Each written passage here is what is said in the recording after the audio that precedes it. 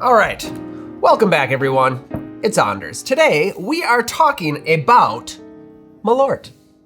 This is not something I am sponsored by, but it is a Chicago spirit, and I am here in Chicago. For a long time, people have been asking me whether or not I was going to address Malört. So today we are. This is a spirit that is notorious for not tasting good. It's also seen as kind of a rite of passage for anybody new to Chicago. Over the last few years, it's become rather popular. You can get it outside of Chicago now, and it definitely has a following. What we are gonna do is talk a little bit about the history. Of course, we're gonna drink it, and I am going to mix it up into a cocktail, because for other bartenders in the Chicago area, this tends to be a challenge that a number of us take on. How do you mix with something like Malört? If you're new to the channel, hit that subscribe button for more sips, tips, and recipes, and let's go talk about and drink Malört to the bar. All right, what is Malört? Malört is an extremely bitter, dry spirit that has been around for nearly 100 years. What's in it? I'm not entirely sure. I know wormwood is one of the ingredients. In fact, Malört means wormwood. I think specifically it means moth herb in Swedish. It's referring to wormwood, which is what gives you really strong bitter flavors in here. There's probably a whole lot of other botanicals in here. The true recipe is only known by the people who make Jeppson's Malört. Like I said, it dates back to 100 years ago, to the 1920s, Prohibition in Chicago. Now, during Prohibition, there was a gentleman named Carl Jeppson who was a Swedish immigrant. He was a cigar shop owner, and the legend is that he smoked so many cigars that he had taste buds that were worthless. He wanted a drink he could taste, and he came up with Malört. My understanding is that during Prohibition, he was selling this stuff on the streets.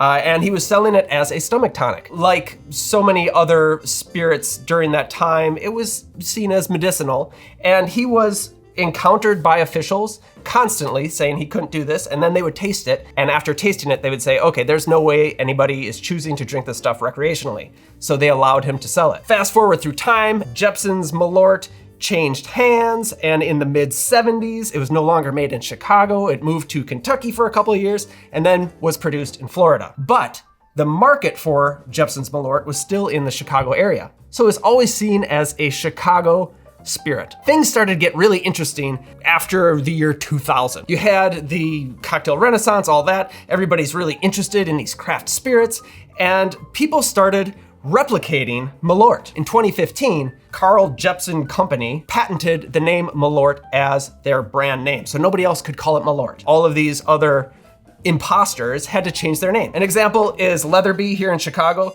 made a Malört that they had to change the name to Besk, which means bitter. So the idea is that there would only be one true Malört. Where things get really exciting for Malört fans is that in 2018, CH Distillery here in Chicago acquired Jeppson's Malört, and by the end of 2019, Jeppson's Malört was being made here in Chicago once again.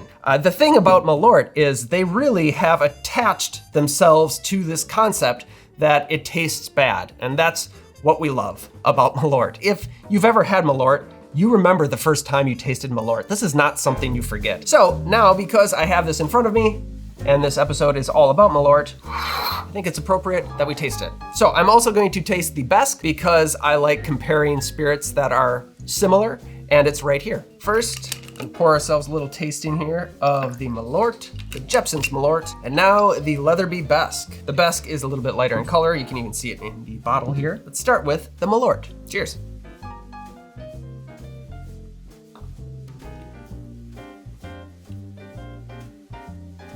It's difficult to talk right after you take that shot. It's a strong, bitter flavor that up front has a fruitiness to it. Grapefruity bitterness that dissipates and turns into hairspray. It sucks all the moisture out of your mouth. It's not bad, it just hangs on. I can see why people would not like this. Little water to cleanse the palate, as if that's going to do anything. Now the Besk.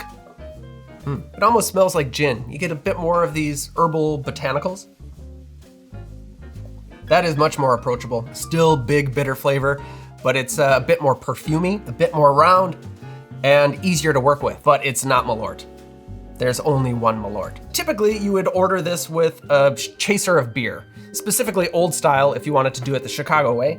We're not doing that today because we are going to mix this into a drink, a cocktail I call the Forced Retirement. For this recipe, we are going to need Malört, gin, Campari, grapefruit juice, lime juice, and passion fruit syrup.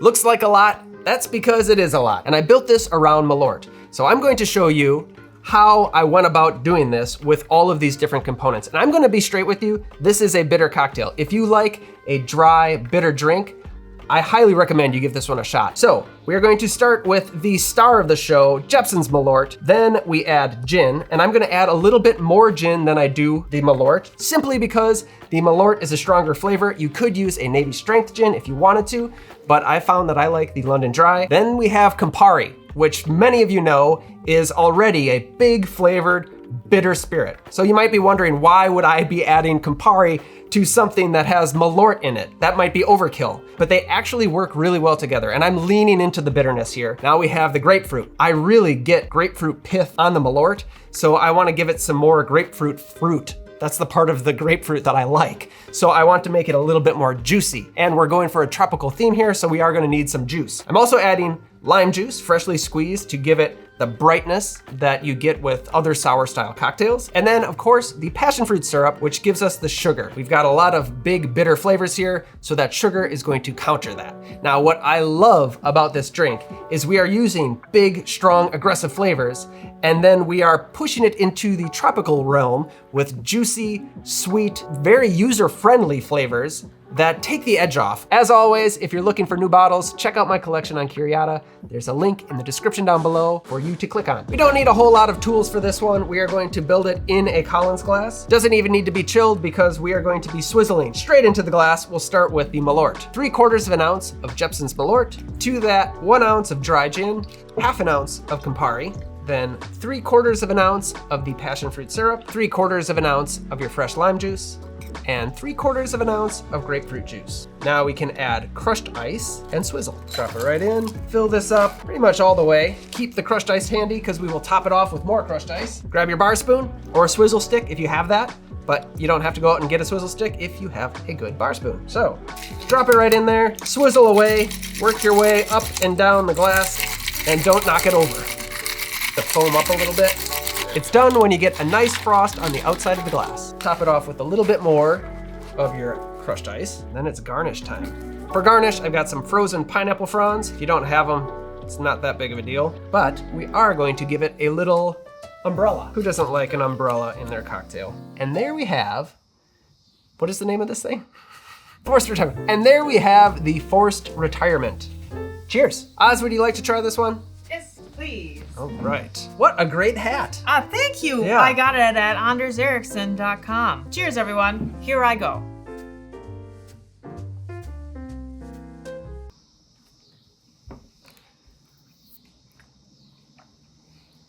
How is it? It's good. You like it? Is it too bitter? No. But then again, I like bitter things. It's like grapefruit. It tastes like a juicy grapefruit bitterness that kind of hangs on a long time. Yeah, it's grapefruit up front, Yeah. but you still do get that passion fruit that works really well with the Campari. You're left with the Malört, but the best parts of the Malört. Would you care to do a shot? Oh, I feel like if this is the Malört episode, I guess we have to. we should do a shot of Malört. Well, can I just do a half one though? I'm okay with that. Yeah. To good times. To good times. Cheers.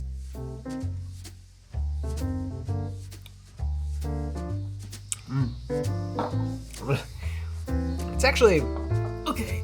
it's kind of pretty up front. What? I think there are some subtle, nice notes at first. Thank you so much for watching. As always, like and subscribe. Don't forget your merch. Sign up for the newsletter. Get your coffee. Get your coffee. Yep. And grab some Malört. Goodbye, everyone. Goodbye. Oh yeah, do you want to see the dog? Oh yeah, you want to come up here? There you go. Yeah. There Hi, Frankie. she is. This is the back of our dog's head. Hi. Yeah. I guess spray your beans. Oh. See, even dogs like